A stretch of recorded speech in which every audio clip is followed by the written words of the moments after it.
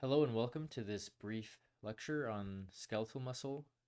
This video is intended for any human physiology student or cell and molecular student looking for a review on skeletal muscle, its structure, and its function. So let's get into it. So first let's start with structure. I'm sure we've all heard of this term striated before.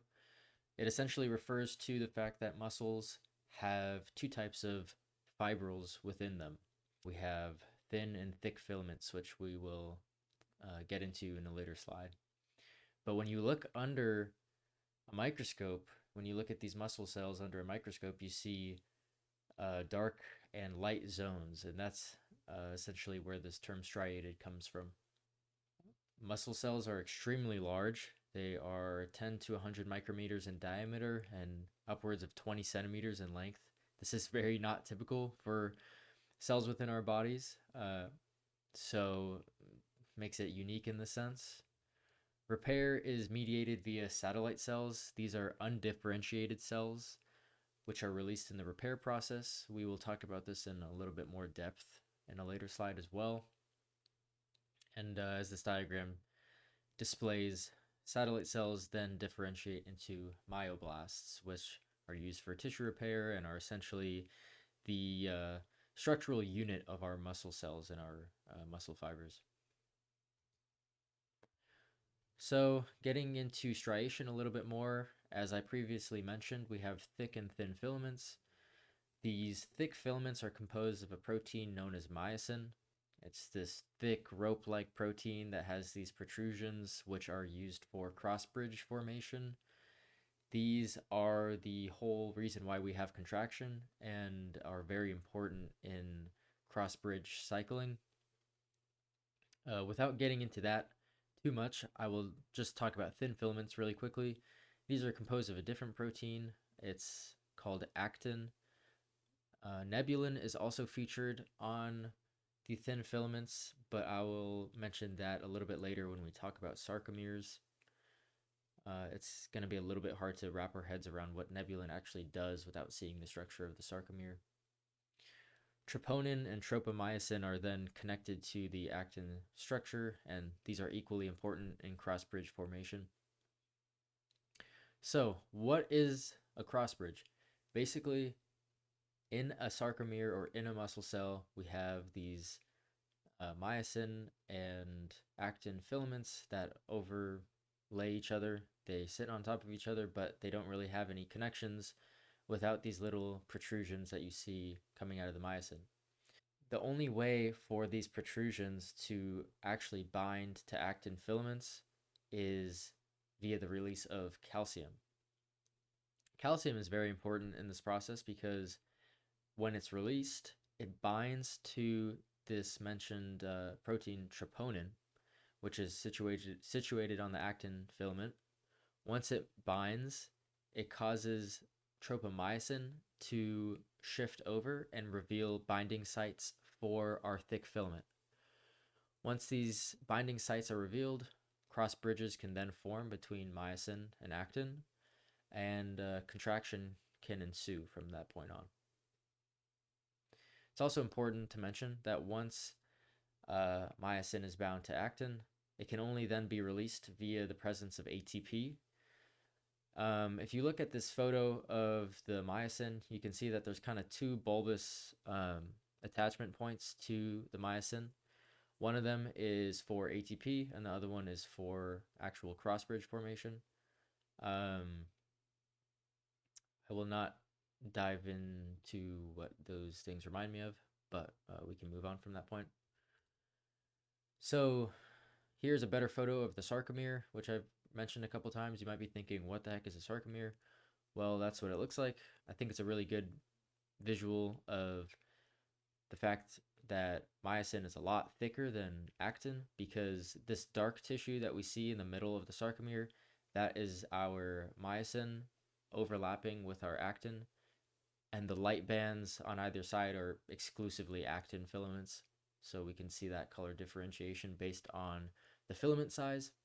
As I mentioned, myosin is located in the center, and following cross-bridge formation, thin filaments are then pulled towards the center. Now, this is a really important concept because myosin is doing the pulling here. Myosin isn't contracting. It is essentially making the thin filaments contract.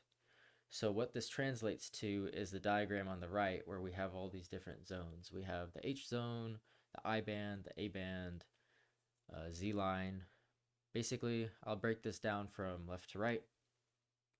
Our I band is the region of the sarcomere where it's exclusively actin filaments. So we don't have any myosin filament present. The A band is every point in the sarcomere where myosin is present. The H zone is the only point in the sarcomere where it's exclusively myosin. And then finally, the Z line is essentially the margins of the sarcomere. It's attachment points for the actin filaments. And remember I brought up the protein nebulin earlier. This is kind of where that's important because nebulin increases the stability of actin and also facilitates the attaching of actin to this Z line, to adjacent actin filaments. So as good as this visual is for the sarcomere, I will say that our muscles are not 2D. They're not just abacus rows going up and down. They are surrounded on either side, front to back. So these myosin filaments are outnumbered by actin. You don't just have actin on the top and bottom, you have them in a hexagonal surrounding format around these thick filaments. So that really emphasizes the fact that there's a lot of contractile power in these sarcomere units and that there is a lot of force being produced within such a small region of tissue, and it is what makes muscles so effective at doing what they need to do. Additional structures of the muscle fibers are sarcoplasmic reticulum and transverse tubules. These are very important in signal transduction, and they're the whole reason why our brain can tell our skeletal muscles what to do. Essentially, action potentials travel across the sarcolemma, which then feed into these T tubules. Once they reach the terminal cisternae, which a good way to think about that is just the junction between T tubules and sarcoplasmic reticulum. Once that messenger reaches there, the electrical signal reaches that terminal cisternae, calcium is then released from the sarcoplasmic reticulum, which then can stimulate muscle contraction. So I'll just reiterate from beginning to end this whole signal transduction sequence. It's very important that you get these steps down in order to understand how muscle contraction works. But you have an action potential that travels across the sarcolemma, then feeds down into the T tubule, which reaches the terminal cisternae, which then tells the sarcoplasmic reticulum to release its stored calcium. That calcium can then bind to troponin, which is located on the actin filament. Troponin then shifts tropomyosin over, revealing binding sites for the myosin to then bind to the actin filament. Contraction then ensues, pulling actin filaments closer together.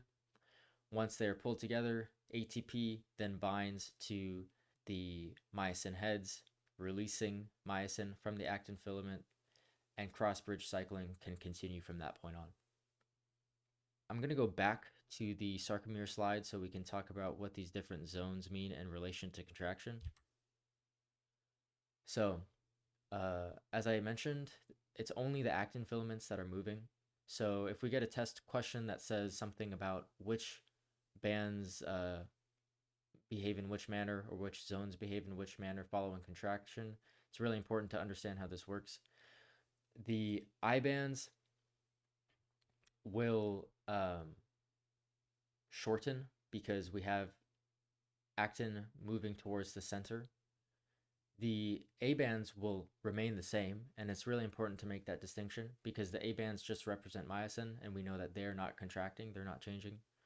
The H zone will decrease or essentially disappear because actin will completely overlap with myosin in the middle of the sarcomere.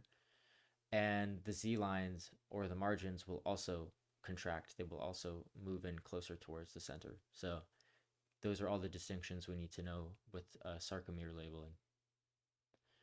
Now onto some general facts about muscle repair and muscle damage. The process for injury repair and hypertrophy is pretty similar, but there are some key distinctions. As we can see, both injury and hypertrophy feature mitotic proliferation of satellite cells, which then differentiate into myoblasts.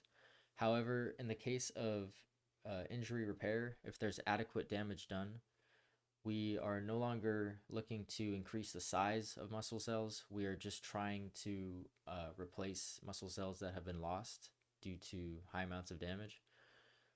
So daughter cells differentiate to then replace this lost tissue rather than donate nuclei to increase muscle size. But in the case of hypertrophy, if there's not adequate muscle damage done and we just have localized small level tissue damage, then the myoblasts will fuse with existing muscle fibers rather than replace. This is a key distinction, and this is what leads to increased muscle size. With injury repair, because we're replacing muscle fibers, there's going to be inflammation, redness, bruising, heat, all of these products of cellular waste that need to be removed, flushed out by the system. Our immune system will need to kick in. And it's really just trying to bring our body up back to baseline rather than make any sort of mechanical improvements. Well, that's all I have for you guys today. If you have any questions about what I covered or want me to cover a topic in more detail, please just leave me a comment in the comment section. And thank you guys for watching.